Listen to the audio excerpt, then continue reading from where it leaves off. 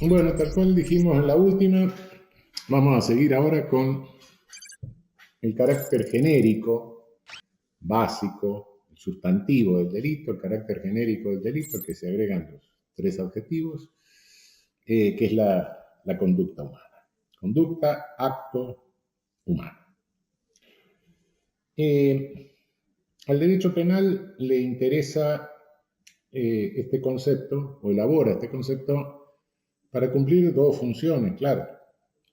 Una es la función específicamente sistemática, es el concepto sobre el cual se habrán de agregar los caracteres específicos, es decir, concepto básico, concepto elemental, y otras son las funciones políticas que cumple el concepto de conducta, de acto o de acción. Las funciones políticas pueden ser dos. Uno es la regla básica, no hay, nuestro derecho penal es derecho penal de acto, es decir, un derecho penal que juzga conductas de las personas, no lo que las personas son. Y en segundo término, no desvinculado totalmente de esto, la garantía más elemental, no la única, pero la más elemental, de la última parte del artículo 19, que como les decía es eje de todo nuestro derecho, la garantía del conocimiento, de la autonomía moral de la persona, que permite distinguir el delito del pecado, norma que en nuestro orden constitucional es incluso preconstitucional, ¿no? Es decir, esta disposición última del artículo 19, las acciones privadas de los hombres, etcétera, que están reservadas a Dios, proviene del Estatuto de 1817. Desde entonces se ha venido dando en todas nuestras constituciones y, bueno, pasa a la Constitución histórica y sigue vigente hoy como eje central de rector de todo nuestro derecho. Desde este punto de vista, claro, no se puede penar el pensamiento, no se puede penar lo interno de la persona, ¿no? El viejo principio, cogitationes penam nemo patitur, nadie puede sufrir una pena por su pensamiento. Con esto no se agota la garantía del 19, pero en este aspecto también este principio fundamental que integra el 19, que no lo agota, lo cumple el concepto jurídico penal de conducta. Ahora bien, cabe preguntarse, el derecho penal elabora un concepto de conducta, pero ¿esto es un concepto jurídico penal o es un concepto óntico, ontológico, se dijo alguna vez por Belsen, etcétera? Es la conducta como la concibe el derecho penal o es la conducta como existe en la vida real, la conducta humana. La conducta humana. La conducta humana es uno de los complejos, uno de los más tremendos complejos, algo de lo más complejo que hay en el mundo. Es decir, no hay ninguna ciencia, no hay ningún saber que se ocupe de la conducta humana que pretenda agotar toda la conducta humana, ni podría haberlo. En realidad, cada disciplina que se ocupa de la conducta elige algunos caracteres de la conducta humana para elaborar su propio concepto de conducta. Y no me estoy refiriendo en esto ya a las disciplinas jurídicas, sino fíjense ustedes, la psicología. Según las escuelas, bueno, la psicología se ocupa de las manifestaciones externas de la conducta, la reflexología, el conductismo, o bien se ocupa de las motivaciones inconscientes de la conducta, el psicoanálisis. Fijémonos en la sociología. La sociología se ocupa fundamentalmente de las interacciones de conductas humanas, pero ninguna de ellas quiere o pretende que con esto agotó la realidad de la conducta, que puede explicar la conducta humana. No hay ninguno que pueda explicar totalmente la conducta humana. Y por ende, tampoco lo hace el concepto jurídico penal de conducta. El concepto jurídico penal de conducta se elabora fundamentalmente sobre la base de conducta humana. de conducta de seres humanos. No hay otra alternativa. Y conforme al artículo primero de la Declaración Universal incorporado a nuestra Constitución, todo ser humano es persona, es decir, de las conductas de las personas. Y quiero aclarar que el concepto de persona no siempre se le reconoció a todos los seres humanos, ¿no? Recordemos que en nuestra región la esclavitud desaparece recién en 1888 con la ley áurea de la princesa Isabel en Brasil, ¿no? Hubo épocas en que se penaba a los animales. Bueno, hoy el concepto de persona se extiende incluso más allá del ser humano. Personas jurídicas, y es una ficción, en el fondo, pero también se reconoce el carácter de persona a la naturaleza, las constituciones de Ecuador, de Bolivia. En cuanto a las personas jurídicas, el derecho penal es reacio a las ficciones. Ya algo de esto habíamos dicho.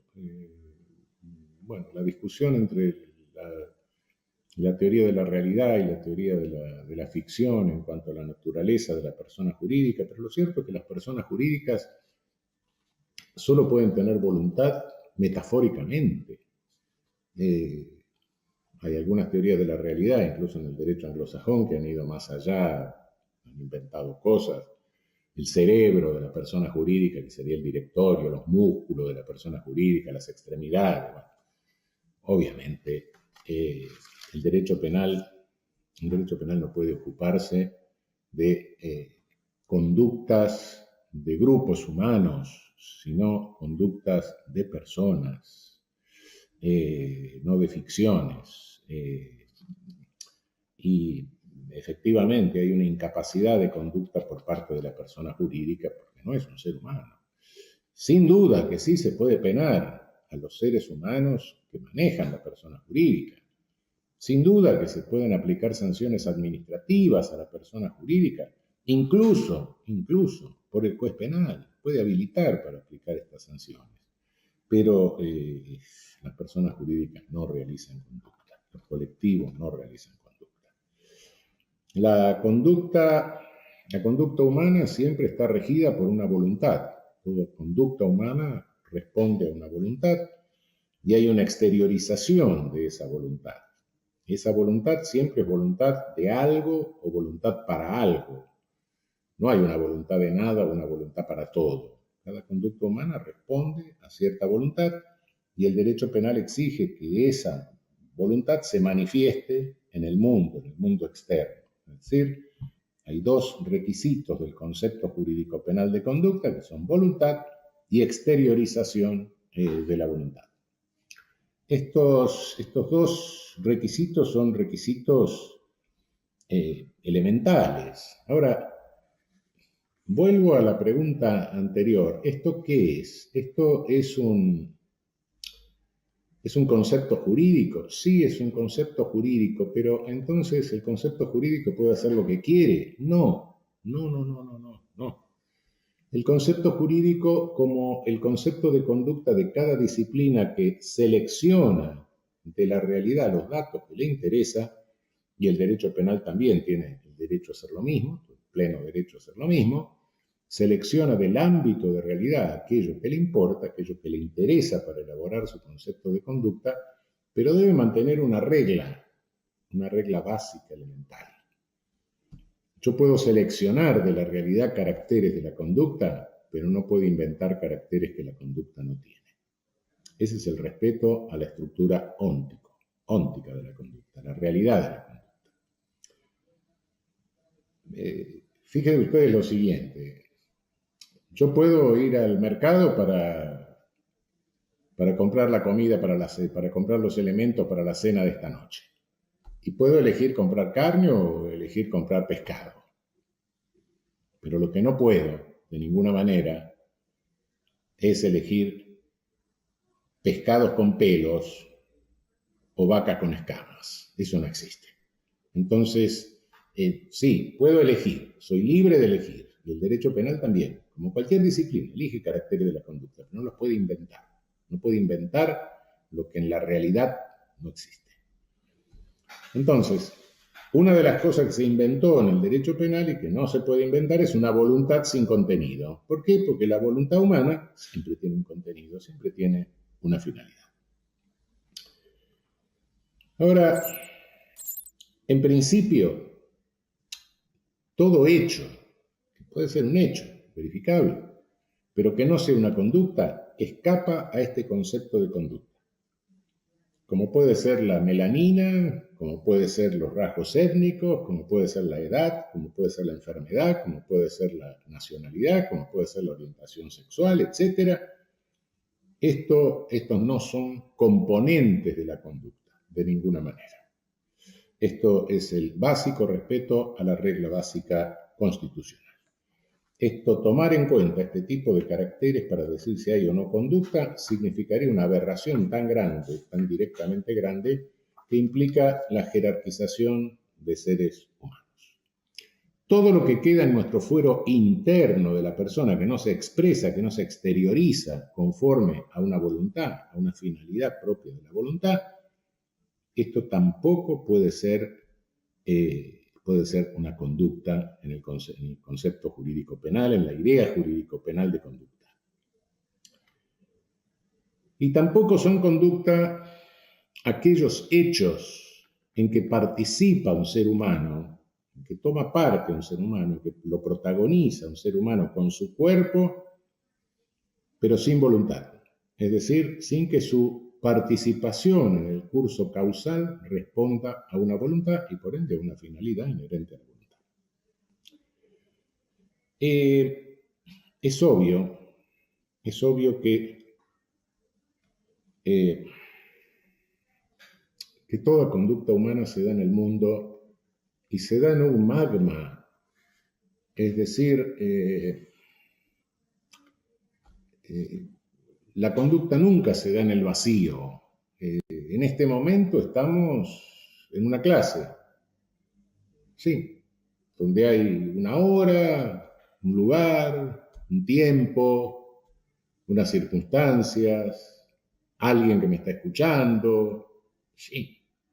Son circunstancias que se dan en la conducta. La conducta siempre se da en el mundo. Y la conducta, toda conducta humana que se exterioriza, produce alguna transformación en el mundo. Normalmente esto se llama resultado, por ahí después lo vamos a ver más en detalle. Pero muta algo en el mundo porque se exterioriza, cambia algo en el mundo, ¿no? Cambia todo. Y bueno, y desencadena cadenas causales, múltiples cadenas causales.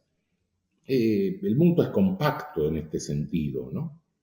Entonces muchas veces se ha preguntado si esta mundaneidad de la conducta hace que en este concepto jurídico penal de conducta tengamos que incluir el resultado, tengamos que incluir alguna mutación del mundo.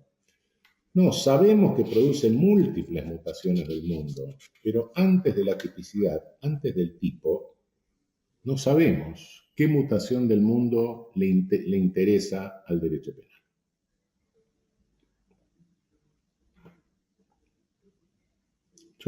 Puede uno escribir un libro. Ese libro lo puede tomar un juez y hacer una sentencia conforme a lo que se nos ocurrió como sistema ofrecerle en el libro. Bueno, pero también el libro puede resultarle interesante a alguien tan interesante que lo va leyendo y cruza la calle sin fijarse con el tránsito y le atropella un auto. Otro se le puede ocurrir, no espero que no sea un libro de derecho penal, dedicárselo a un amante con una dedicatoria muy apasionada y lo pesca el cónyuge o la cónyuge del amante y arma un divorcio. Todas estas son en el magma de lo que puede producir una conducta. Todavía no sé lo que le interesa al derecho penal. Doy por supuesto, claro, todo este magma es como la sombra que nos acompaña, ¿no? Sí, pero todavía no lo sabemos. Entonces, el resultado no es que no exista a nivel óntico, no lo podemos relevar jurídicamente en el concepto de conducta. Todo hecho en que participa un ser humano, en que tiene intervención un ser humano, es un hecho humano. Pero no todos los hechos humanos son conductas. Hay hechos no humanos, como puede ser una inundación, que puede estar en un tipo penal, puede interesarle a un tipo penal que haya una inundación, ¿sí? Porque forma el contexto de la conducta. Puede ser una catástrofe, el tipo penal lo puede tener, pero esos son hechos no humanos que sí pueden interesar a la relevancia típica, pero porque forman parte del contexto. Pero después hay hechos en los que sí participa un ser humano, ¿sí? No cabe duda. Hay hechos en los que el ser humano está presente, pero sin embargo son hechos humanos involuntarios. Son simples hechos humanos en los que no hay conducta. Pertenecen a esta categoría los movimientos reflejos, la respiración. No así los movimientos automatizados. Los movimientos automatizados son otras cosas, son movimientos aprendidos, como es para conducir un vehículo, como es para nadar. Son movimientos que responden a una voluntad, solo que están automatizados. Pero cuando el ser humano está sometido a lo que se llama una fuerza física irresistible, es decir, el inciso, la previsión del artículo 34, en caso de sometimiento a una fuerza física irresistible, el ser humano opera sin voluntad. La fuerza física irresistible puede ser externa o puede ser interna al propio ser humano. Una fuerza física irresistible externa es cuando nos impulsa una multitud, nos lleva contra una barrera, contra una persona. Una fuerza física irresistible externa es cuando alguien nos precipita desde un primer piso y caemos sobre alguien y lo lesionamos. Ahí nosotros no hemos actuado con voluntad. Se ha usado nuestro cuerpo, pero no hay una conducta humana. Ese es el asunto. Ahora, no es este el único supuesto en que de hecho humano que no es conducta. Hay una fuerza física irresistible interna en un caso de parálisis, por ejemplo. Una parálisis histérica, por ejemplo. Bueno, la impresión que me causa un hecho me paraliza y me impide pegarle el grito al que está en peligro, advertirle del riesgo que está corriendo, prestarle el socorro en la forma de advertencia. No puedo gritar, me quedé paralizado, no tengo pues, una fuerza física irresistible de carácter interno, sí. Pero hay también otra cosa que puede ser que el sujeto directamente sea incapaz psíquico de voluntad. Es decir, que no tenga la posibilidad psíquica de actuar, es decir, de voluntad. Es lo que llamaría un involuntable. Cuidado con esto porque aquí hay una confusión. Derecho penal y psiquiatría siempre han andado medio... están divorciados, pero se acuestan de vez en cuando. Y no lo hacen de una manera muy coherente muchas veces. Entonces se ha pretendido llamar imputabilidad toda la capacidad psíquica del delito. Algunos lo pusieron al comienzo, otros lo ponen sobre el final de la estructura, otros lo meten por el medio antes de la culpabilidad, otros lo meten en la culpabilidad. La capacidad psíquica ha sido un problema que algunos han llamado el fantasma errante de la teoría del delito. En realidad, lo que sucede es que, y bueno, lo han llamado el fantasma errante y lo han llamado imputabilidad en líneas generales. No existe esta posibilidad. Y no existe porque cada vez que en algunos de los caracteres del delito, sea en el carácter general, la conducta, o sea en cada uno de los caracteres específicos, de los adjetivos, se requiere determinada capacidad subjetiva Bueno, cada vez que se requiere eso, se requiere una capacidad psíquica para cumplimentar ese requisito. Y entonces, la total capacidad psíquica de delito no se puede meter en un solo estrato analítico. Hay una capacidad psíquica de conducta, que es cuando el sujeto es incapaz de voluntad. Pero después hay una capacidad psíquica que se requiere para que el sujeto actúe con tipicidad, es decir, la capacidad psíquica de dolo. Tengo que reconocer lo que tengo adelante para tener la finalidad de lesionar a alguien. Si yo padezco una ilusión y en lugar de donde estoy viendo un árbol, estoy viendo un árbol, hay una persona y le doy un hachazo a la persona creyendo que estoy derribando un árbol, naturalmente no tengo un dolo de lesión ni un dolo de homicidio. Esto es capacidad psíquica de dolo. Si soy alguien que tengo alterada la sensopercepción, me pasa eso. Si tengo alterada la conciencia en una forma tal que no se me puede reprochar porque soy incapaz de reconocer la antijuridicidad de lo que estoy haciendo, esa es la verdadera inimputabilidad, que es la capacidad psíquica de culpabilidad. Todos esos estratos constituyen la capacidad psíquica de delito. Ahora, lo que tenemos que precisar en la conducta es si el sujeto era capaz o incapaz de voluntad. Es decir, si era involuntariable. Y hay supuestos que son de involuntabilidad, en que el sujeto no tiene capacidad para actuar voluntariamente. Esto sucede fundamentalmente cuando se produce un supuesto de inconsciencia. Todo esto en el derecho nuestro se confunde bastante porque toda la capacidad psíquica de delito está resumida legalmente en el inciso primero del artículo 34, que incluso incorpora la inconsciencia. Para salvar esto, algunos hablaban de inconsciencia parcial. No, inconsciencia es privación de conciencia. La conciencia es una función, es un concepto psiquiátrico, psicológico, y resulta del funcionamiento más o menos armónico de las funciones mentales. Es decir, es aquello que nos permite estar más o menos en relación con los otros y con el medio. Sí. Si en este momento yo, en lugar de creer que estoy acá en una biblioteca dando una clase, etcétera, creyese que estoy en una playa tomando sol, evidentemente tendría mi conciencia perturbada. Pero si estuviese en estado de coma, estaría inconsciente. Y un sujeto que está privado de conciencia,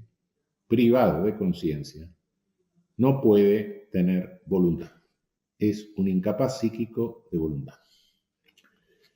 Y no solo se trata del estado de inconsciencia, del supuesto de coma, sino que hay otros supuestos: epilepsia, pequeño mal, ausencias epilépticas, equivalentes epilépticos, que son muy complicados, bastante complicados. El sujeto puede actuar aparentemente con cierta precisión, pero de repente, plum, y no se acuerda de nada. Es una ausencia epiléptica. En estos supuestos hay una involuntabilidad. Hay casos dudosos, por supuesto. El sueño puede ser un caso dudoso. Hay otros casos dudosos que son, hay personas que tienen estados crepusculares posteriores al sueño, es decir, estados entre el sueño y la vigilia. Hay personas que tienen un espacio grande, que es un estado crepuscular del sueño. El efecto hipnótico de la sugestión hipnótica, el trance hipnótico, el trance sugestivo que se padece en ciertas religiones de posesión, son casos dudosos en que no se sabe si hay capacidad de voluntad o si hay incapacidad de voluntad. No todos son patológicos, por supuesto, no necesariamente. El estado crepuscular así del sueño no es algo patológico. Hay personas que lo tienen bastante amplio, otros que lo tienen más estrecho. El trance hipnótico, el trance de sugestión en relaciones de posesión no son patológicos, ¿no? Condicionados por circunstancias. Y hay mucha duda sobre esto, pero bueno, en el derecho esta duda no cabe, porque en indubio pro reo.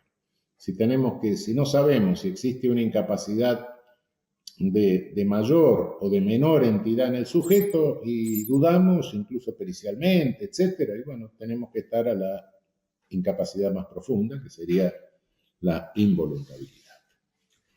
En cuanto a la fuerza física irresistible, ya lo hemos visto.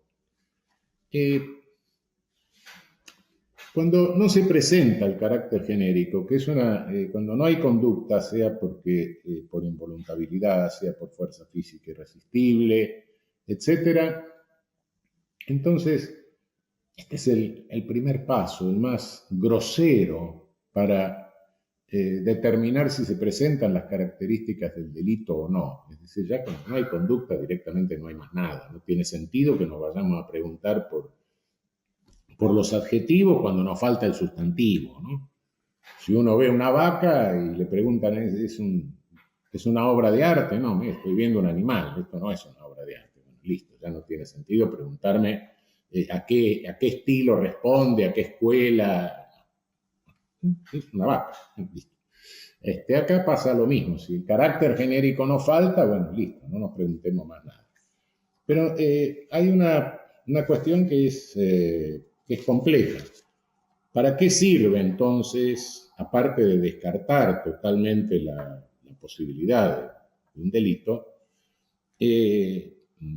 dado que desaparece el carácter básico, el carácter genérico, el sustantivo, cuáles serían las consecuencias sistemáticas de esta ausencia de conducta? ¿Qué efectos tendría en otros aspectos de la construcción o del sistema?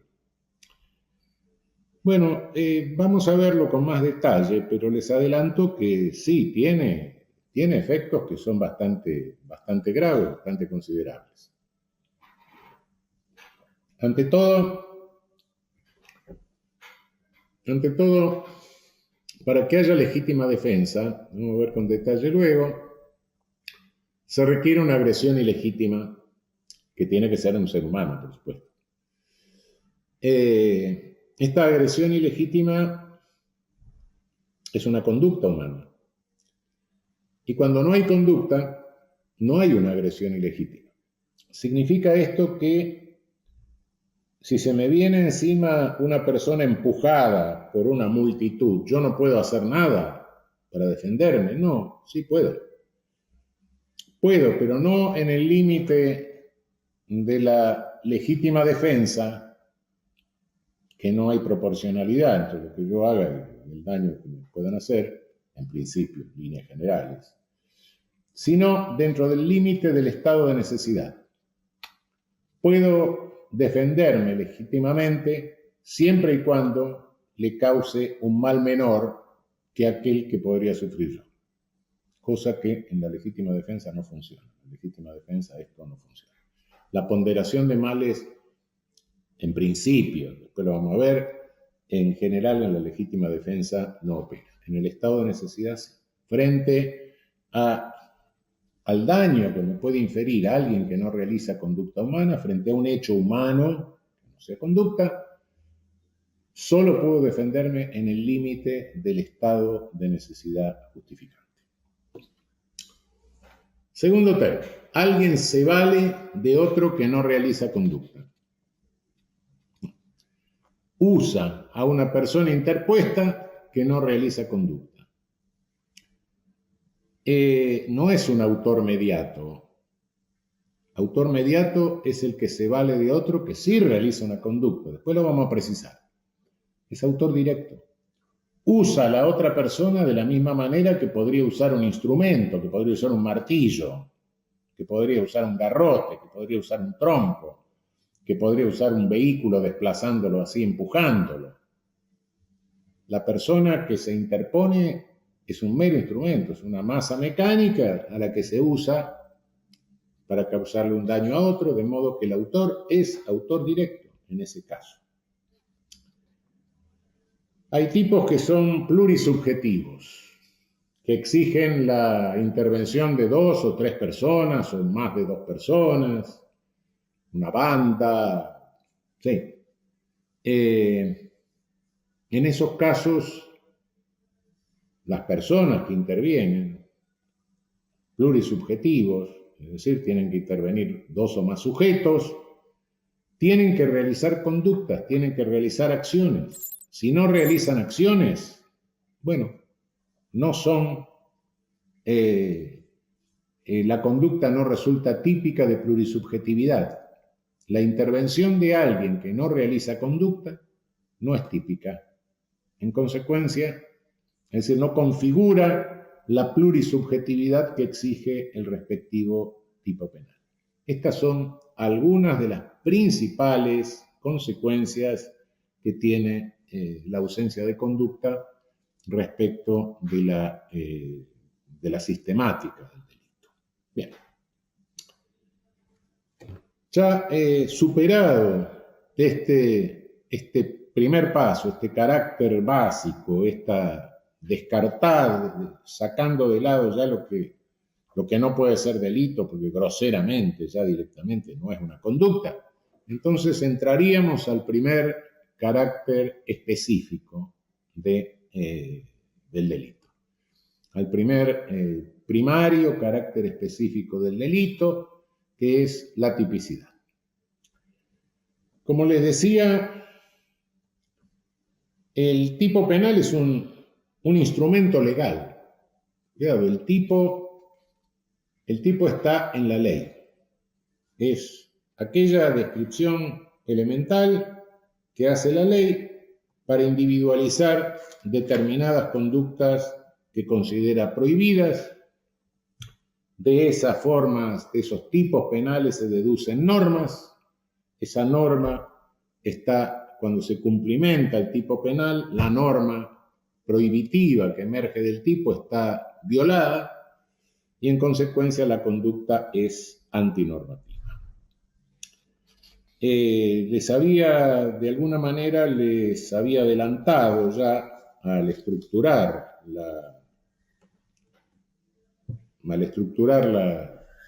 al explicarles cómo se estructura en general la teoría del delito, que acá había 2 pasos para establecer la antinormatividad. Es decir, la tipicidad se establece en 2 pasos.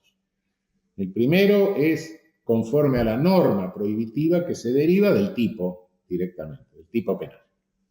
Y el segundo, la consideración de la antinormatividad a la luz de la norma conglobada, a la luz de la norma conglobada con todo el orden normativo, con todas las demás normas prohibitivas. El primer paso es la tipicidad sistemática, el segundo paso es la tipicidad conglobada. La sistemática es la que se deriva únicamente del tipo, la conglobada es la que se deriva de la norma derivada del tipo, considerada en el conjunto de todo el orden normativo. Yo les dije en aquel momento que el legislador no es un ciego en una pinacoteca. Quizá a veces el legislador de facto, el legislador de hecho, el legislador histórico, sí sea un ciego en una pinacoteca. Pero el derecho no puede permitirse eso. Yo como ciudadano tengo que saber lo que tengo prohibido y tengo que saber lo que no está prohibido. Y por ende tengo que saber cómo debo actuar en cada caso. De modo que es inadmisible que el derecho me diga, usted debe hacer esto y usted debe hacer aquello, o esto que debe hacer no lo debe hacer. No hay contradicción normativa. El derecho tiene que evitar la contradicción normativa. Por más que el legislador decida contradictorio, el intérprete tiene que resolver eso de una manera que no sea contradictoria y que el ciudadano destinatario de la norma sepa qué es lo que está prohibido y qué es lo que no está prohibido. De modo que esas contradicciones no son admisibles en el momento de interpretar el derecho y en el momento de resolver para aplicárselo al ciudadano. La expresión tipo que nosotros usamos, les aclaro que no la voy a cambiar. Es una expresión tradicional, es una expresión que se usa en castellano desde hace muchísimo tiempo, pero que no refleja exactamente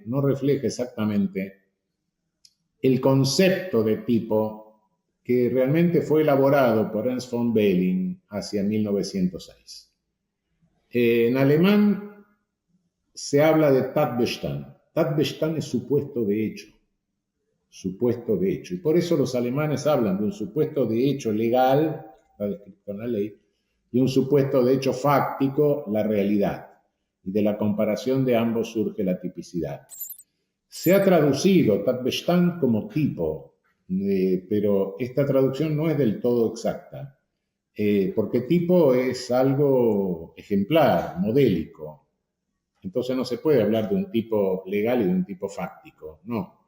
Es una traducción no del todo exacta, pero que la usamos en ese sentido. Les hago la aclaración, no la vamos a seguir usando en ese sentido. Cambiar terminología de repente puede generar mucha más confusión, de modo que la vamos a usar. Quedaría muy mal en castellano decir supuestosidad fáctica o cosa por el estilo. No inventemos más cosas que nos confundan. Pero les aclaro que la traducción no es del todo exacta. Es la que está adoptada en nuestra doctrina y, bueno, la seguimos usando. Lo cierto es que, sí, el supuesto de hecho, el tipo, es el supuesto de hecho legal, y hay un supuesto de hecho fáctico, que es la conducta, un señor que le sacó la billetera al vecino, qué sé yo, ¿no? Eso se comparan los dos y de eso resulta la tipicidad. Es decir, la conducta está en el mundo, el tipo penal está en la ley, y de la comparación de los dos, la función del intérprete, del aplicador, en la comparación con los dos, deduce la tipicidad como característica, verifica la tipicidad como característica del delito. El tipo penal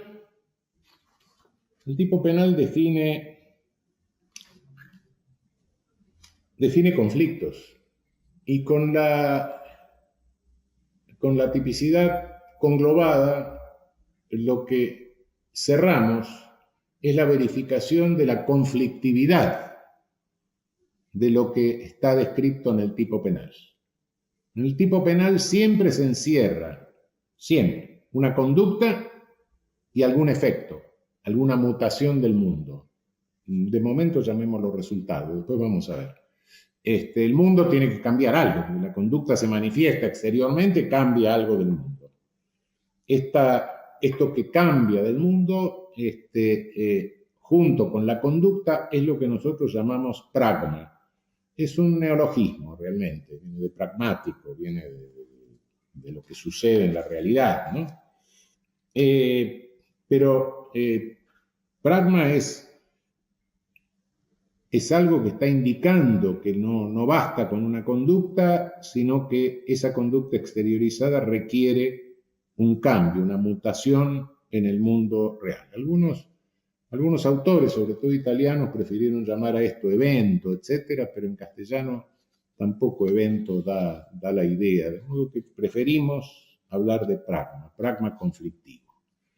Bueno, la conflictividad del pragma se verifica no solo a través del tipo de la norma derivada del tipo aislado, sino de la norma considerada en forma conglobada.